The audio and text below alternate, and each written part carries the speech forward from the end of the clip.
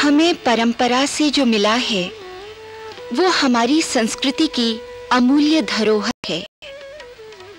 इसी से हमारा अतीत और हमारा इतिहास पहचाना जाता है। हिमालय से कन्याकुमारी तक और कच्छ से कटक तक यही संस्कृति, यही विरासत, यही परंपरा हमें देश के कोने कोने में बिखरी नजर आती है।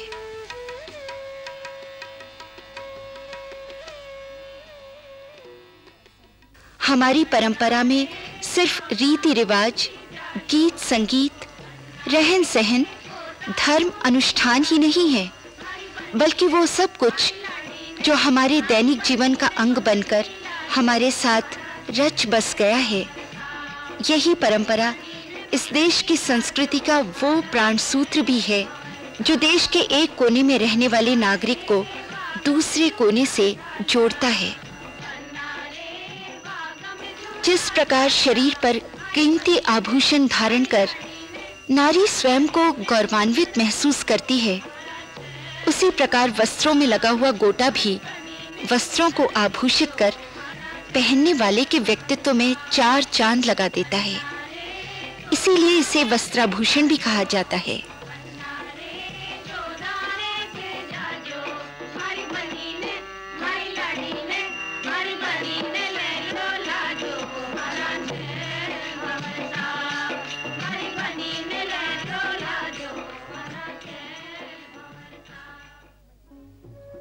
महिलाओं की साड़ी, चूनड़ी, लहंगा लुगड़ी और पुरुषों के साफे कुर्ते तथा टोपी में चार चांद लगाता गोटा भी हमारी इसी सांस्कृतिक परंपरा का हिस्सा है, जिसे भारतीय समाज की आहार्य परंपरा से अलग करके नहीं देखा जा सकता। ये सामाजिक मान्यताओं का ऐसा अभिन्न अंग है कि देश के हर धर्म और वर्ग में धार्मिक त्योहारों तथा घरेलू मांगलिक उत्सवों में इसका प्रयोग करना शुभ माना जाता है। इसके प्रति नारी का अनुराग कोई दबी छुपी बात नहीं है, तभी तो वो गोटे के लिए जिद करती हुई गा उठती है।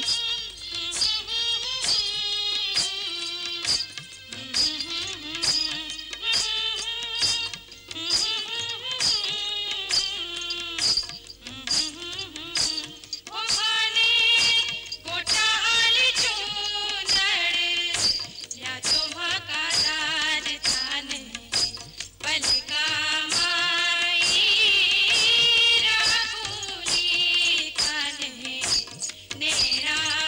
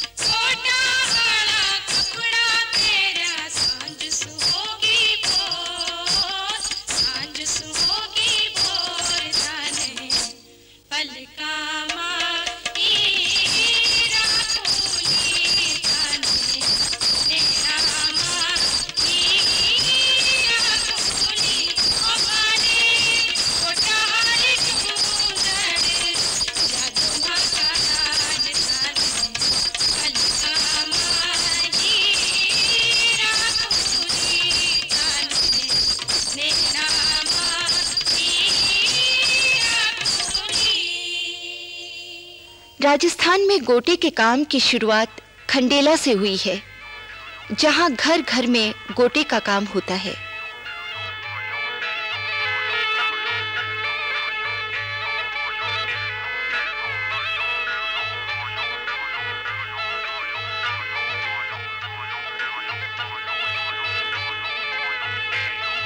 आजकल जो गोटा उपयोग में आता है वो नकली गोटा कहलाता है।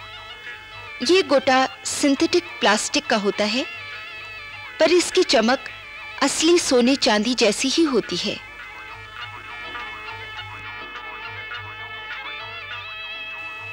गोटे की सिंथेटिक शीट को बादला कहते हैं।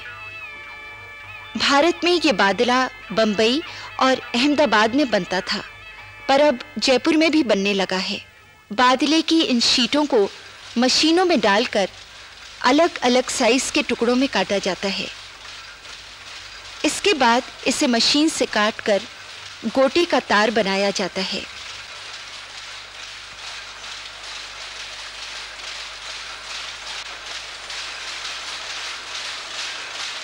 राजस्थान में जयपुर और खंडेला में गोटे का तार काटने की मशीनें लगी हुई हैं।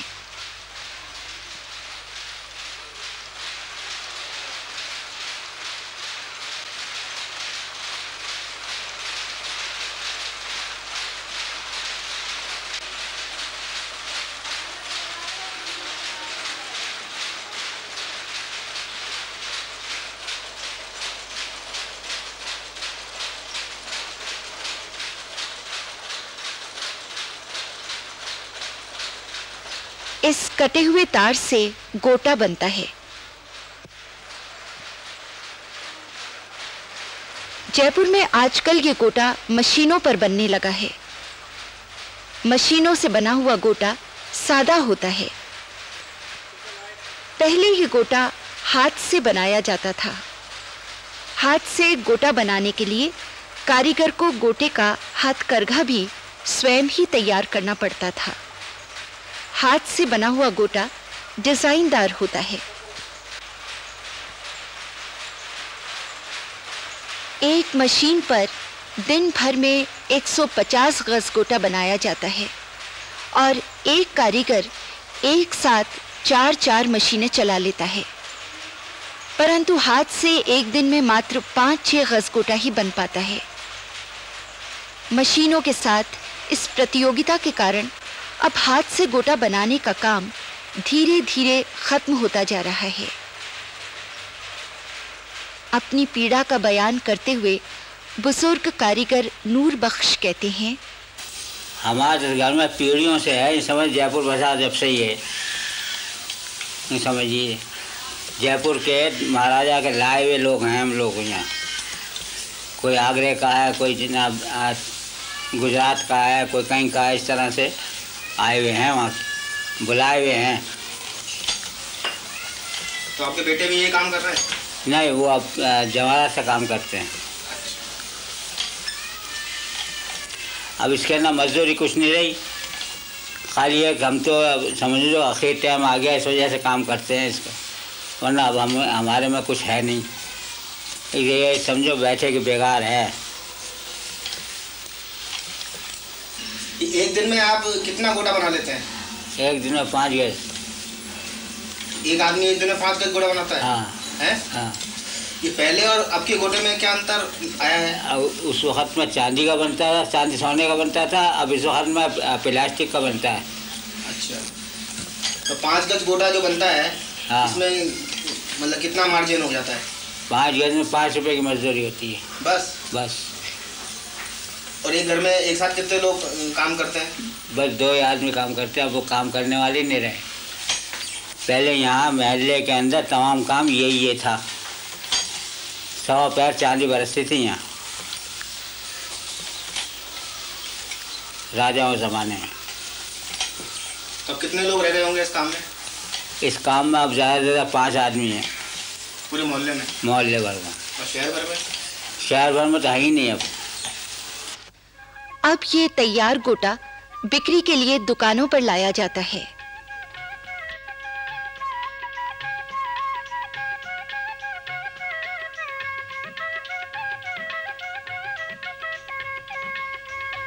बाजार में गोटे की कई किस्में प्रचलित हैं, जैसे सीकी, जो हाथ से और मशीन से दोनों तरह से बनाई जाती है, बीजिया, चंपा, डबल चंपा, चटाई, चौमासा जो 20 से 22 तार का बनता है, पचमासा, ठप्पा जो 1 से 6 इंच तक चौड़ा होता है, लप्पा जो 16 इंच तक चौड़ा होता है। इनके अलावा बाखंडी, फूल, मोठड़ा, लहर गोटा, सलमा वगैरह। कुछ किस्में समय के साथ प्रचलन से बाहर हो गईं, जैसे आब लहर, दाऊदी वगैरह। वैसे सितारे और जरी के काम को भी गोटे के साथ गिना जाता है। बाजार से महिलाएं तैयार गोटा खरीदकर कपड़ों तथा साड़ियों पर टांकने के लिए ले जाती हैं। कपड़ों पर गोटा टांकने का काम गृह उद्योग के रूप में होता है, जहां महिलाएं घरेलू कामकाज से समय निकालकर घर खर्च में हाथ बटाने के लिए ये काम करती हैं। वैसे कुछ दुकानदार भी अपनी देखरेख में कपड़ों पर गोटे का काम करवाते हैं। अकेले जयपुर शहर में 5000 से अधिक महिलाएं इस व्यवसाय में लगी हैं। पूरे राजस्थान में गोटे के काम में करीब 20,000 कारीगर लगे हुए हैं, जिनके रोजगार का यही मुख्य साधन है। इन कारीगरों के हाथ से तैयार ये गोटा देश के कोने-कोने में जाता है और इस तरह गोटा देश में एकता का प्रतीक बन जाता है।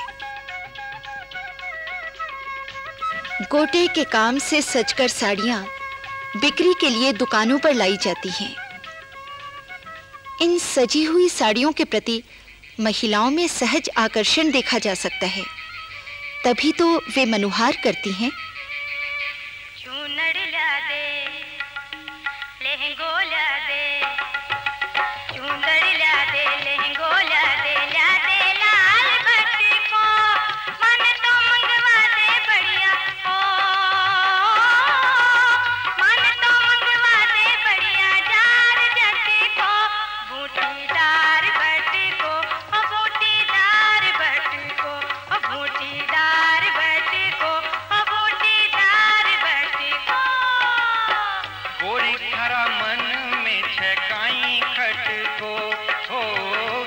तो मंगवा दूं लहरों 4 जट को, बूटीदार बट को, ओ बूटीदार बट को, ओ बूटीदार बट को, ओ बूटीदार बट को।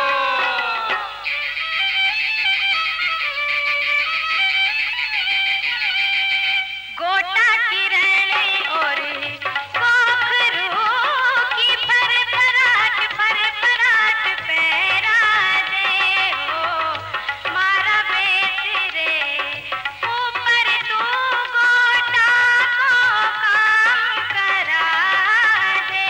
वो भी चमचमा तो हो, वो भी चमचमा तो हो, वो भी चमचमा तो हो, वो भी चमचमा तो हो। मन राजी कर दे गोरी, काई बेस को टो ओ गोरी, बेसा का तन ढेर लगा दूं, लग रयो जी पे गोटो, ओ जी लग रयो जी पे गोटो। वो भी दमदमा तो हो, वो भी दमदमा तो हो, वो भी दमदमा तो हो, वो भी दमदमा तो हो।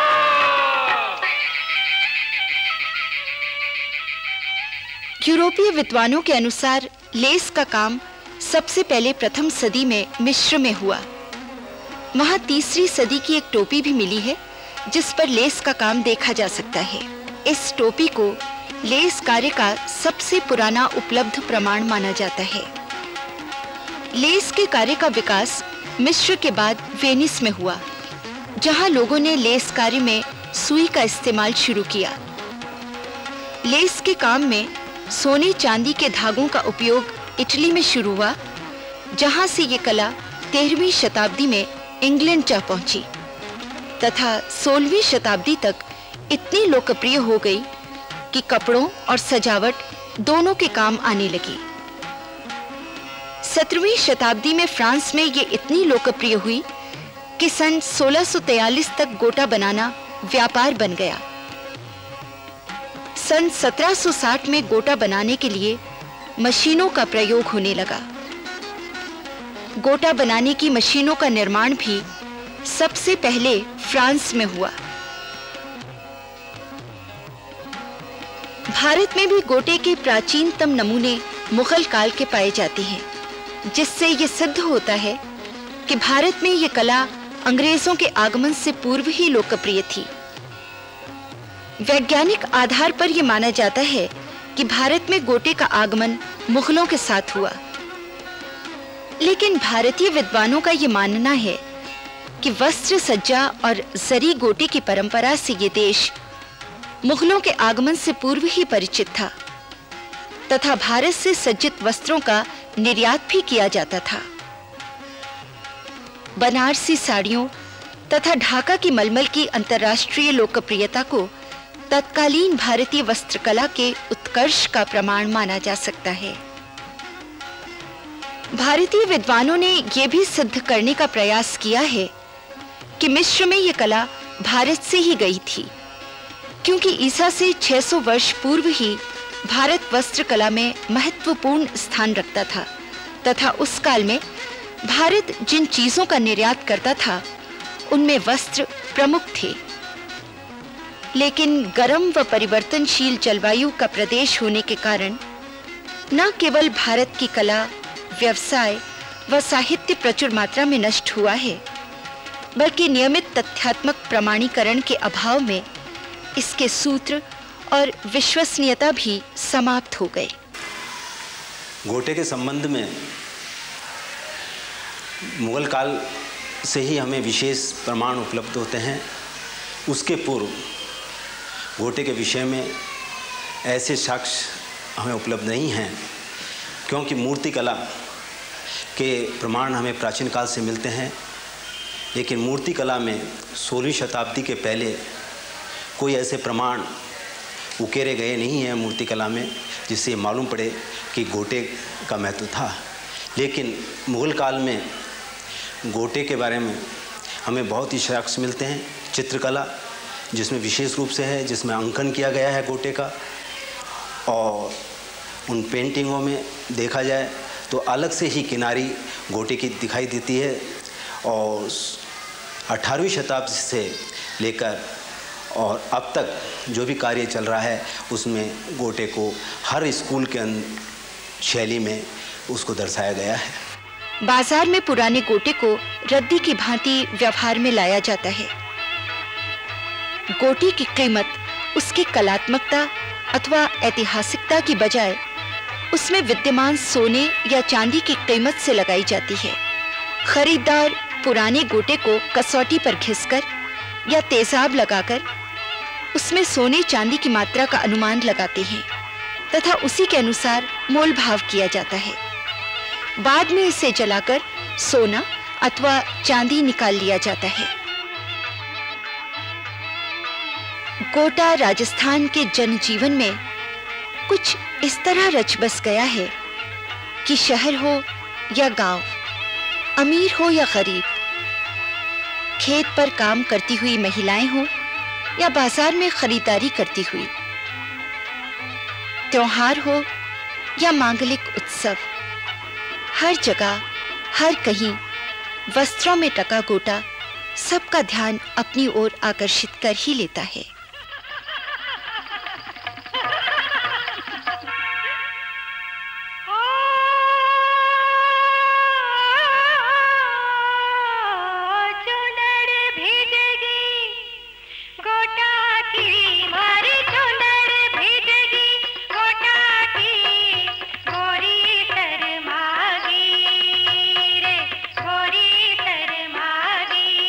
Oh